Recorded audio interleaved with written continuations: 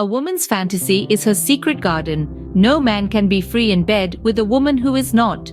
Very few women do not indulge in fantasies. They all dream of a more diverse, satisfying, and thrilling sex life. Our present sexual culture fails to cater to the of women. Women are far more sexual than men. Did you know that the clitoris is the only human organ designed solely for a woman, and it's for her pleasure? I do have thoughts and ideas, she might confess, but I never considered them to be fantasies.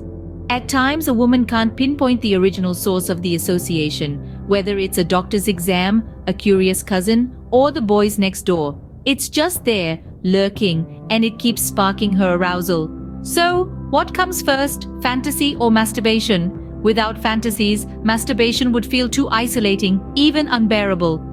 Fantasies also offer a safe haven for a woman to explore actions that would otherwise be terrifying or risky in real life.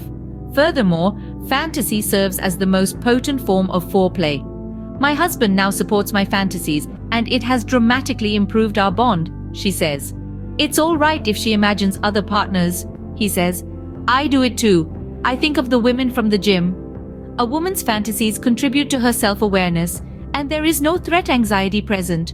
The male or partner needs to make her feel secure, allow her to be someone else, let her be free. Growing up, little girls didn't see what other girls were doing and developed a sense that they are different because they masturbated. Almost all women masturbate, and most started young. Thus, the beginning of her dreaming, what it would be like to have so and so, or what it could be like to do this or that, it's just a dream.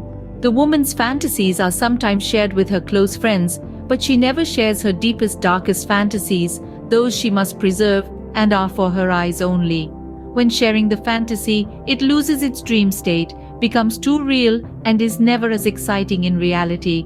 And she should not tell them to her husband. Unfortunately, most men don't understand. It's a trust issue. He feels he has given the woman everything he has, but in his head, he thinks she is still shopping around for a mate. So instead, create a new fantasy together. Get the partner involved, and together you can build on all types of fantasies.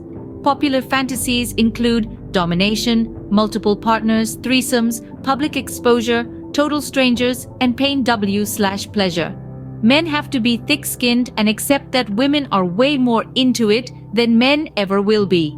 They can imagine some shocking scenarios. I suggest reading the book. Instead, ask her, who would you like to be tonight, sweetheart? Cleopatra or a native sex slave? She will love you for it, and you will see a whole different woman, free and ready to come out to play. That, my friends, is a very good time. Wishing you all the best of the best. Make love, not war.